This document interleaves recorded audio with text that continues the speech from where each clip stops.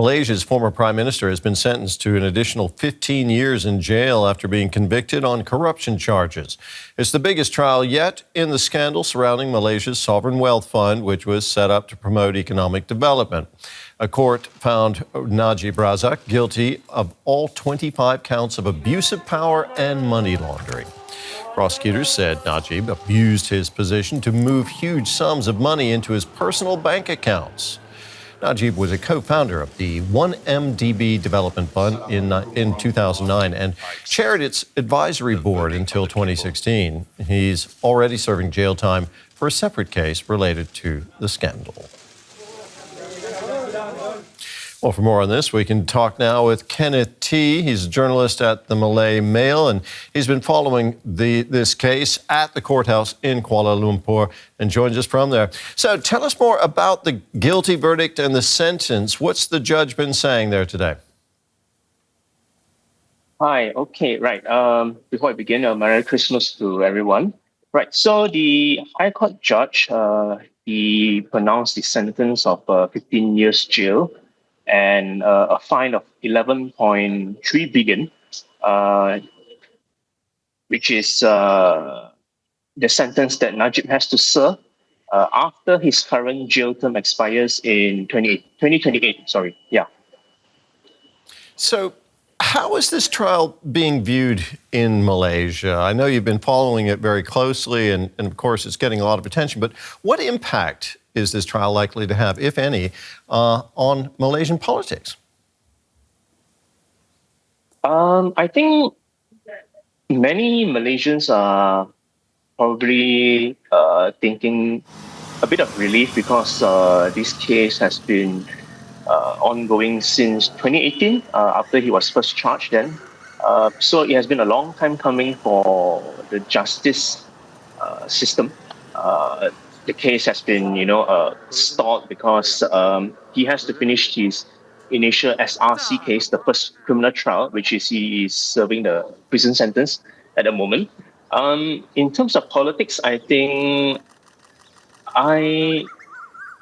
his UMNO it's still trying to get a royal pardon for him to serve, to get a house arrest for him in order for him to serve a prison sentence from home instead of prison. But that is still ongoing. Okay, just remind us briefly how this all came about. What went wrong in connection with this sovereign wealth fund that the defendant helped set up? Well, I think it's a bit of embezzlement between the most powerful man in Malaysia at that time and a fugitive. I think most people would know, Low Tech Joe, also known as Jolo. So what the court found today was that there was an unmistakable bond between Najib and Jolo, in that both men knew each other, and both men sort of concocted a plan to embezzle funds from 1MDB, which was set up as a sovereign wealth fund at that time to basically, its purpose was to develop Malaysia at the time using funds derived from petroleum revenues. Yeah. Okay. Kenneth, thank you very much. That was journalist Kenneth Tee in Kuala Lumpur. Joining us now from Kuala Lumpur is political analyst Bridget Welsh, and she teaches political science at the University of Nottingham, Malaysia. Good to have you with us, Bridget. Now, what do you make of the conviction of the former Prime Minister guilty on all 25 counts? It's been 7 years in the making, this particular case, which began when he was charged in September 2018. It was a very complicated, very long, drawn-out affair involving over 50 different prosecution witnesses and 26 defense witnesses. The long and short of it is that he's been found guilty, and I think that the evidence has been overwhelmingly over these years building to this case.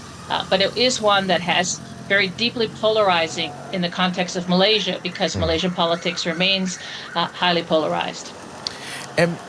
Briefly remind us, if you can, of what that 1MDB scandal was and why it became so politically explosive. So it is the largest kleptocracy scandal to date in the world. It officially involved $6.5 billion US dollars, but the numbers go much beyond that to almost 10 billion. But of the 6.5 that's been in these particular cases, about 4.5 has been taken in forms of graft. And this, of course, has been raised and discussed through these particular trials. It involved 7 different countries, a series of financial companies and others to make this particular thing happen. And money was filtered into supporting for elections. Also, it was used for personal purchases and other particular abuses of power. And there was also subsequently a cover-up of this particular scandal. And so these things went on for many, many years, and it led to the end of the power of the dominant party, UMNO, who was in power from 1957 to 2018. This scandal brought down the government because of its significant, not only in amount, but also the sense that the greed and the corruption that it involved. And this trial reflects the conviction of the prime minister on the 1MDB issue. He had been convicted previously on a subsidiary, but now this involves the main trial. And of course, it involves both money laundering and abuse of power charges. And as you mentioned, how pivotal it's been, this is Najib's second conviction. So what political impact do you think this is likely to have in Malaysia?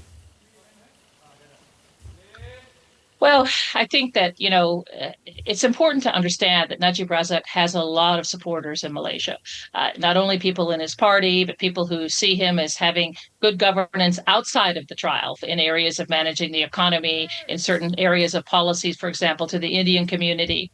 And this has allowed him to maintain a political support among large swaths of Malaysian society. And Malaysian politics is for the last, I would say, 15 years has been particularly deeply polarized, of which Najib has been part of that polarization. Issues about questions of corruption, questions of transparency, questions of political accountability. This particular case speaks to the strength of the judiciary. It has been a long haul for them. It has been a process of political will, allowing this case to move forward, given that Malaysian politics is highly fragmented and the stakes that are involved. But there will be spillovers. I think there are 2 major consequences. Number one, I think that this puts Najib Razak as a player in Malaysian politics in cold storage and, of course, in prison for quite some time.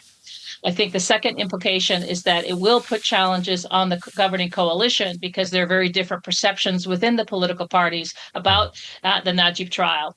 And of course, it will deepen some of the political polarization that exists within Malaysian politics. Political scientist Bridget Welsh in Kuala Lumpur, thank you very much for speaking to us.